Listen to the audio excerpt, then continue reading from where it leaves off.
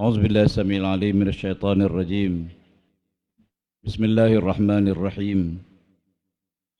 وأن هذا صراطي مستقيما فاتبعوه ولا تتبعوا السبل فتفرق بكم عن سبيله. Sungguh inilah jalanku yang lurus, adalah kamu mengikutinya. Dan janganlah kamu menyimpang, nescaya kamu akan terpisah daripada jalan yang sebenar. Sadaqallahul azim.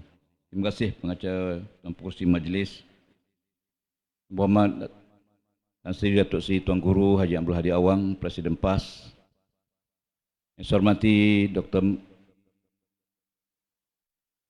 Mahfuz sebagai Pesuruhjaya Badan Perundangan Negeri, sah kepimpinan di semua peringkat Perikatan Nasional, hadirin hadirat, para pengundi yang saya hormati sekalian, Assalamualaikum warahmatullahi wabarakatuh dan salam sejahtera. Alhamdulillah, tak semena-mena tiba-tiba yang kita jangka pilihan raya awal ialah Melaka. Tiba-tiba Johor mendahului, yang menyebabkan tuan-tuan sekalian kita hadapi pilihan raya hari Sabtu ni ialah hari mengundi. Akan bersambung pula dengan Negeri Sembilan. Dan selepas itu tentunya Melaka.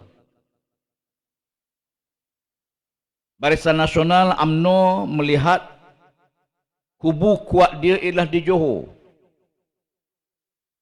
Dan dengan harapan momentum besar kemenangan di Johor akan terus membawa situasi yang sama dalam pilihan raya di Negeri Sembilan.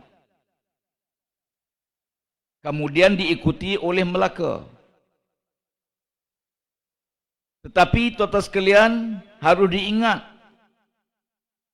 data yang ada pada waktu ini menunjukkan sokongan rakyat kepada Perikatan Nasional, calon-calon kita sangat baik dan sangat meningkat. Alhamdulillah. Apakah Barisan Nasional boleh mengekalkan 40 kursi yang dimenangi? Data yang ada menunjukkan bahawa Barisan Nasional berdepan dengan krisis dan tidak mustahil dia akan hilang beberapa kursi daripada UMNO. Kali ini PAS melalui Perikatan Nasional kita meletakkan 11 calon. Awal-awal kita beritahu, hari ini ada komen daripada Yang Berhormat Menteri Besar Johor, bahawa PAS tidak akan menyertai kerajaan, tidak akan dijemput menyertai kerajaan. Kita dah tegaskan sejak awal penyertaan PAS untuk pastikan bahawa kuasa Melayu di Johor terus kekal. Dan kita bersedia sekiranya sesuatu yang berlaku kepada UMNO yang memerlukan dokongan tanpa cukup bilangan untuk mentadbir, kita bersedia. Namun kita kekal sebagai pembangkang di Johor, pembangkang yang berwibawa. Kita harus ingat bahawa pilihan raya Johor dahulu, anak muda belum masuk dalam sistem lagi. Pengundi 18 tahun belum menterjemahkan sokongan mereka dalam pilihan raya Johor dulu.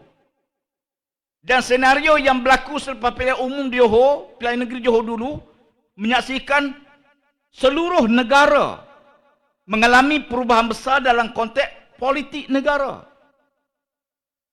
UMNO kehilangan semua kursi di Terengganu, di Kedah, di Perlis. Tidak memenangi sebarang kursi. Di Terengganu 40-0. Di Kedah Raibal Ghoyub. Di Perlis yang jadi satu masa jadi kubu Barisan Nasional juga hilang. Tuan-tuan sekalian, PAS ditakut-takutkan khusus pada pengundi Cina. Tuan-tuan sekalian, digambarkan, ditakutkan kononnya gelombang hijau ni membahayakan negara. Green wave atau gelombang hijau ini jangan masuk ke Johor. Tuan-tuan sekalian, usaha menakutkan orang Islam dan bukan Islam kepada perjuangan PAS bukan perkara baru. Tapi kita lihat hari ini dengan media sosial yang terbuka, rakyat mendapat maklumat terus kebimbangan, ketakutan dengan berita-berita yang sengaja dicipta. Hari ini dah hilang tuan sekalian. Sebab tu kita menyaksikan bagaimana gelombang sokongan kepada PAS Perikatan Nasional ini sangat besar. Dan kita yakin hari Sabtu nanti insya-Allah Endau ni akan mencatatkan kemenangan bagi calon PAS insya-Allah.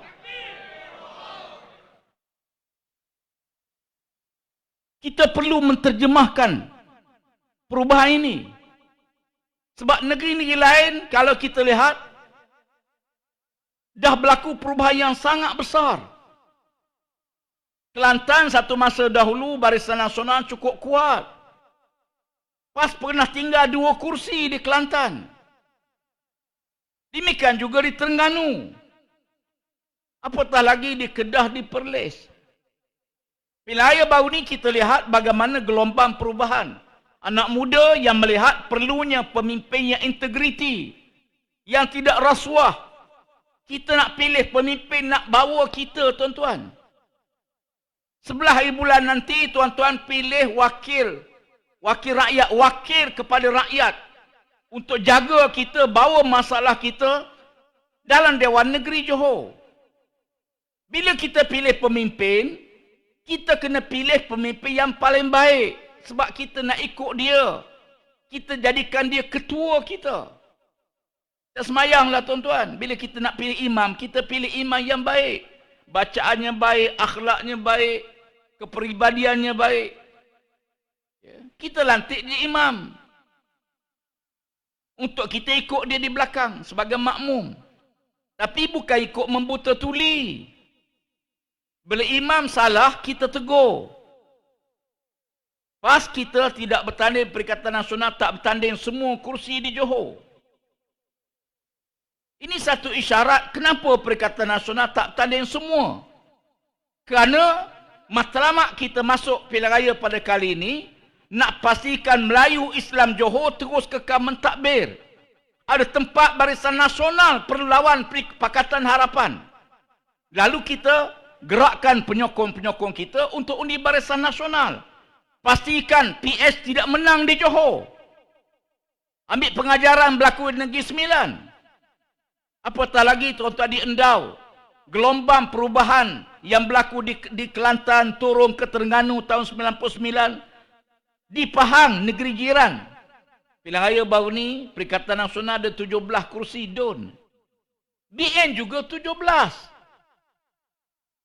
InsyaAllah, biasa yang duduk sempadan ni lebih cepat berubah daripada tempat yang jauh daripada sempadan perubahan.